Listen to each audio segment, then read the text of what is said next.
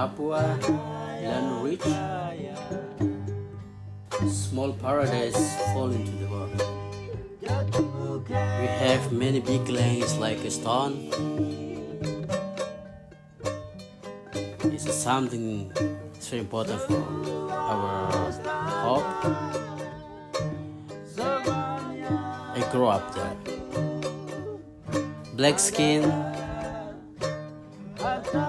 curly hair. I'm Papua. When the skies separate, I always Papua.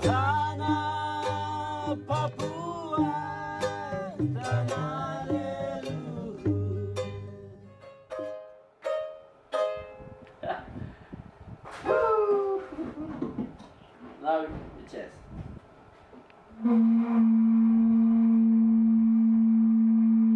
Woohoo! We're back in Raja Ampat, and we're back here in Dayan homestay with Konstantine and his family.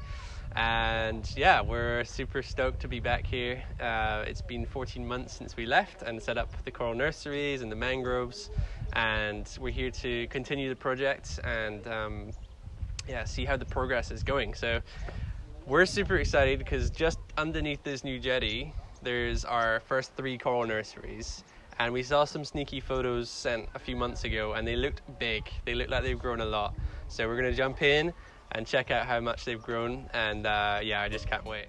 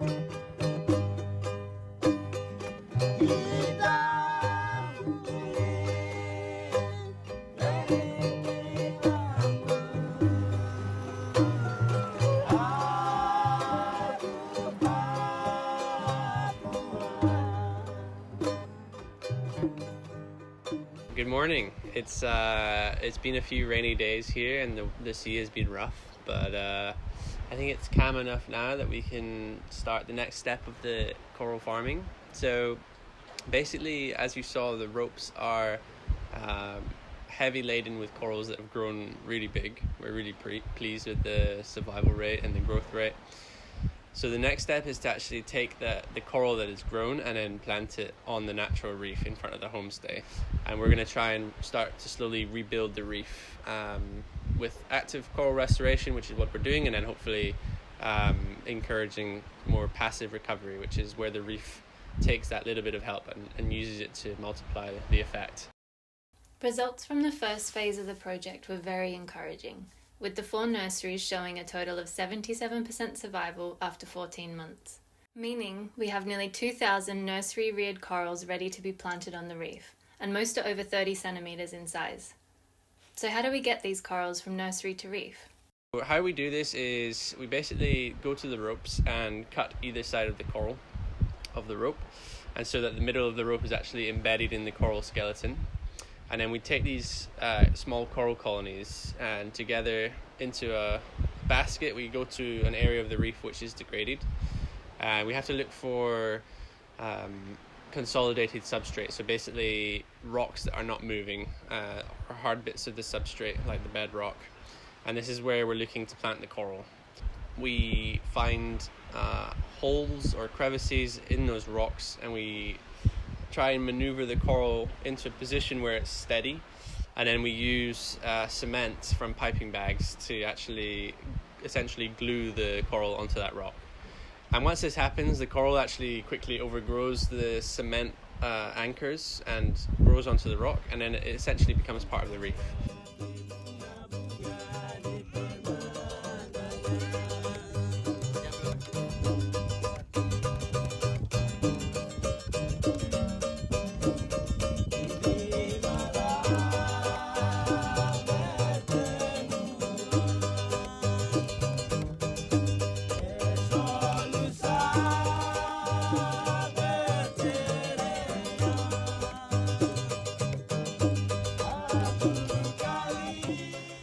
So how did the dive go? How many colonies do you think you outplanted? And I forgot my last question. Good and 100.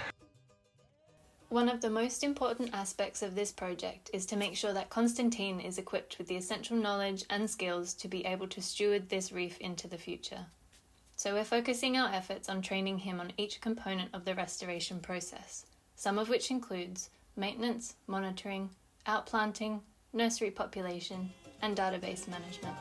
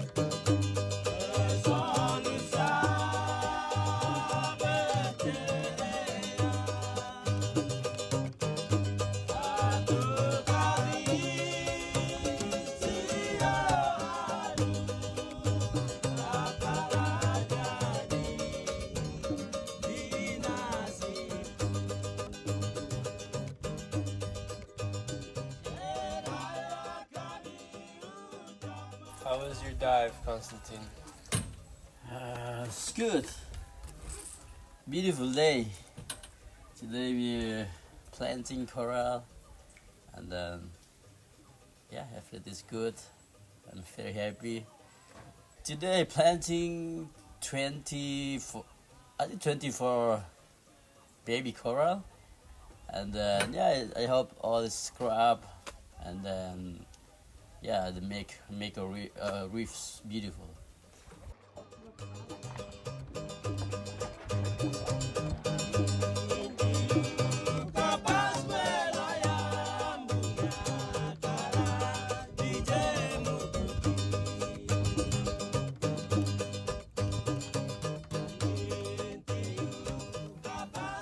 In order to track the progress of the restoration project here, we've implemented a monitoring protocol that will give us feedback of how we're doing over the years to come.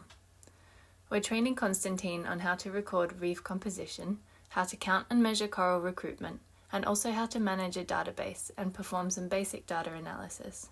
So we want to have a baseline survey starting now that will record what the reef is like before restoration, and then every subsequent year we want to continue that monitoring just to capture and see how much of an effect our restoration is having. I think preliminary results, we saw that there was a lot of rubble areas which are hard to colonize through planting coral. So perhaps in the future we might look at using some sort of rubble stabilization or artificial reef. To test this idea, we're installing a number of metal reef stars in these rubble areas to determine if this is a viable method going forward. These metal frames have corals planted on them, and once they grow big, provide instant reef cover and a more stable substrate. So everything is going well in the coral side of things, but we were pretty sad to see that our mangroves that we planted last year didn't didn't work out so well. So we think that there was a big storm in January. That's what Konstantine said. And all of the mangroves that had been planted, they had been growing leaves and been doing quite well. And then all in one day, they were stripped of their leaves and most of them ripped out of the sand. You know, these things happen and we learn from the experience, and we're going to try again. But this time we're going to go with our original plan and build more breakwaters and make them also slightly bigger as well. We've brought in welders from YSI, a team of 3 guys, and they're going to be building us 4 new breakwaters, and these are hopefully going to be deployed in the next week. Once that's done, we'll bring in the mangrove propagules and plant them in the same way, and we hope that will do the trick this time.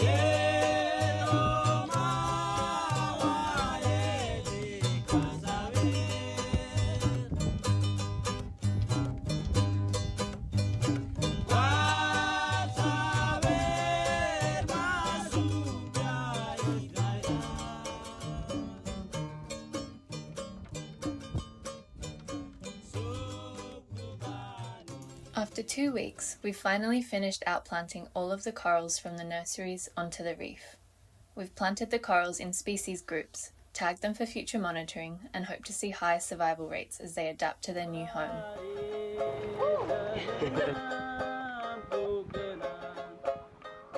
With the nurseries emptied out, it's now time to turn our attention to repopulating them. With global bleaching events on the rise, it's vital to consider donor corals that exhibit traits of heat tolerance. Without specialized equipment, we can use physiological signs to select the strongest corals. We collected these fragments from the shallows of Dayan, and we know that these corals are very resilient to the heat because in the low tides they sit out of the water for 3 or 4 hours a day in the sunlight, so we know that they have very strong genetics. By selecting a stock of corals that are potentially more tolerant to high temperature, we are giving the nurseries and future outplants the best possible chance at surviving, contributing to a healthier and more productive reef. We have sourced many of our donor corals from the house reef at Dayan, but to increase species and genetic diversity, we'll also collect some corals from a different reef across from the homestay.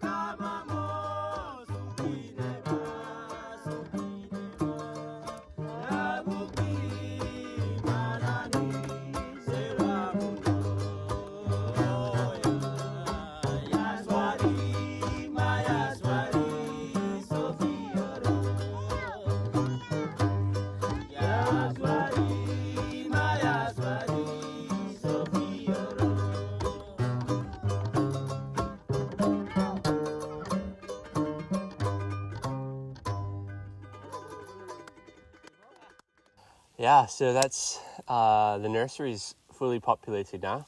It only took us a few days, but we have about 1,800 corals from 20 different species now populated on the nurseries.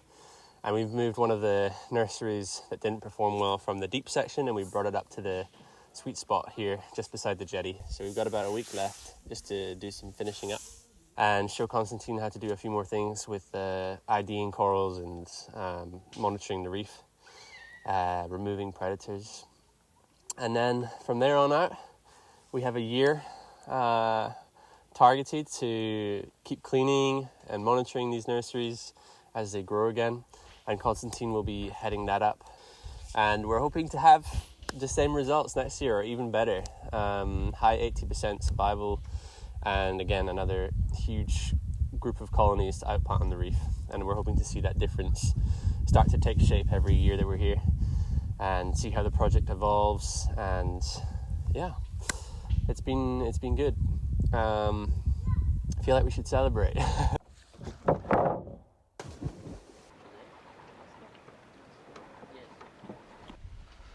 Okay, so I'm Konstantine. I'm from Raja Ampat, and I'm Papuan people. You know, I have everything here. I have beautiful nature, and then I have beautiful culture. Yes, I'm very happy born in this place. Yes, so now I think about make a conservation center and then bring many young kids, you know, all the village in my place in Rajampat for come to training, or I can teach them in here. And then one day they can go back to their village and they're building something, they make something for the nature. But I think now it's already started, because many young kids ask me about how we can planting mangroves, plant coral. So I think one day if this project is to grow up, many people in Rajampa, they can understand, they can come and join. And I think it's one Rajampa nature can beautiful, can stay beautiful. And I hope we all keep in touch. Yeah, for me until old. Yeah, because it's not just us. I mean, we don't do something. It's not for us, but for our kids, our new generation. So I think we do something good until die. And I think, you know, it's God can bless us. You know, this nature from God. So God say to human for protect this nature for Him, so that we keep it until die, and then we say, okay, God, your beautiful nature we give back to you, and then we hope it's still perfect.